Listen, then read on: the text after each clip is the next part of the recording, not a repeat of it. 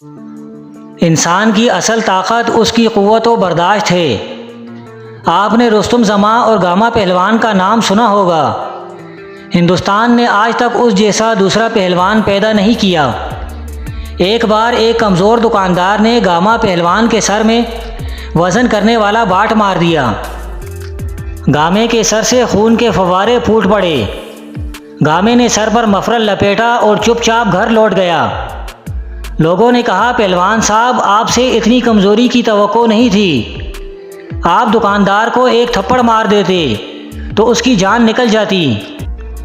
گامے نے کہا، مجھے میری طاقت نے پہلوان نہیں بنایا، میری برداشت نے پہلوان بنایا ہے، اور میں اس وقت تک رستم زماں رہوں گا جب تک میری قوت برداشت میرا ساتھ دے گی۔ قوت برداشت میں چین کے بانی چیئرمین ماؤ سے تنگ اپنے دور کے تمام لیڈر سے آگے تھے۔ وہ 75 سال کی عمر میں سردیوں کی رات میں دریائے شنگیائی میں سوئمنگ کرتے تھے، اور اس وقت پانی کا درجہ حرارت -10 ہوتا تھا۔ ماؤ انگریزی زبان کے ماہر تھے، لیکن انہوں نے پوری زندگی انگریزی کا ایک لفظ نہیں بولا۔ آپ ان کی قوت برداشت کا اندازہ لگائیے کہ انہیں انگریزی میں لطیفہ سنایا جاتا تھا تو وہ لطیفہ سمجھ جاتے تھے، لیکن خاموش رہتے تھے۔ لیکن بعد ازاں جب مترجم اس لطیفے کا ترجمہ کرتا تھا تو وہ دل کھول کر ہنستے تھے۔ قوت برداشت کا ایک واقعہ ہندوستان کے پہلے مغل بادشاہ ظہیر الدین بابر بھی سنایا کرتے تھے۔ وہ کہتے تھے، انہوں نے زندگی میں صرف 2.5 کامیابیاں حاصل کی ہیں۔ ان کی پہلی کامیابی ایک اژدھے کے ساتھ لڑائی تھی۔ ایک جنگل میں 20 فٹ کے ایک اژدھے نے انہیں جکڑ لیا، اور بابر کو اپنی جان بچانے کے لیے اس کے ساتھ 12 گھنٹے اکیلے لڑنا پڑا۔ ان کی دوسری کامیابی خارش تھی۔ انہیں ایک بار خارش کا مرض لاحق ہو گیا۔ خارش اس قدر شدید تھی کہ وہ جسم پر کوئی کپڑا نہیں پہن سکتے تھے۔ بابر کی اس بیماری کی خبر پھیلی تو ان کا دشمن شبانی خان ان کی عیادت کے لیے آ گیا۔ یہ بابر کے لیے ڈوب مرنے کا مقام تھا کہ وہ بیماری کی حالت میں اپنے دشمن کے سامنے جائے۔ بابر نے فوراً پورا شاہی لباس پہنا اور بن ٹھن کر شبانی خان کے سامنے بیٹھ گیا۔ وہ آدھا دن شبانی خان کے سامنے بیٹھے رہے۔ پورے جسم پر شدید خارش ہوئی، لیکن بابر نے خارش نہیں کی۔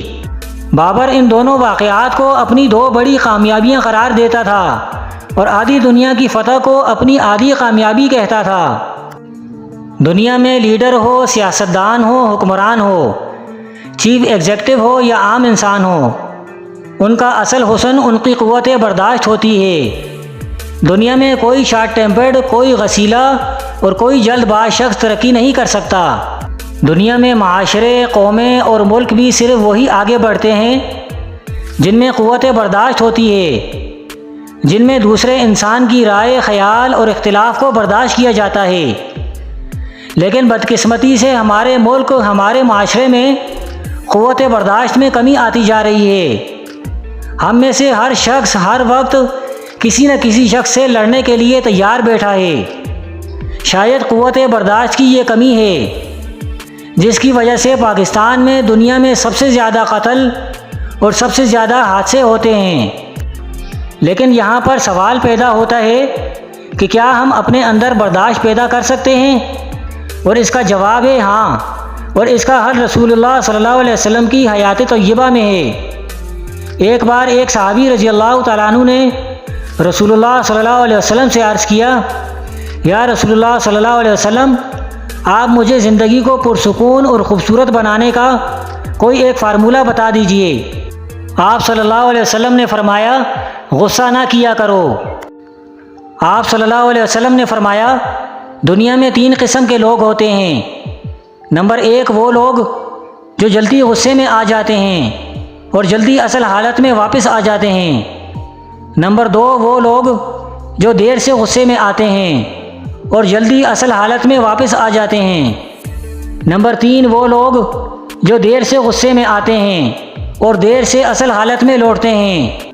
آپ صلی اللہ علیہ وسلم نے فرمایا، ان میں سے بہترین دوسری قسم کے لوگ ہیں، جبکہ بدترین تیسری قسم کے انسان ہیں۔ غصہ دنیا کے 90% مسائل کی ماں ہے، اور اگر انسان صرف غصے پر قابو پا لے تو اس کی زندگی کے 90% مسائل ختم ہو سکتے ہیں۔ برداشت دنیا کی سب سے بڑی اینٹی بائیوٹک اور دنیا کا سب سے بڑا ملٹی وٹامن ہے۔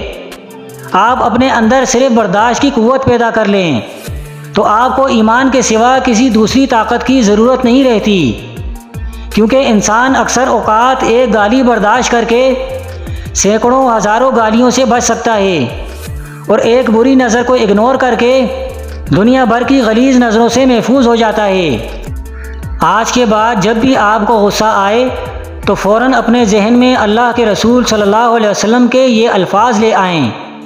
آپ صلی اللہ علیہ وسلم نے فرمایا، غصہ نہ کیا کرو اور اعوذ باللہ پڑھ لیا کرو۔ مجھے یقین ہے اللہ کے رسول صلی اللہ علیہ وسلم کے یہ الفاظ آپ کی قوت برداشت میں اضافہ فرما دیں گے۔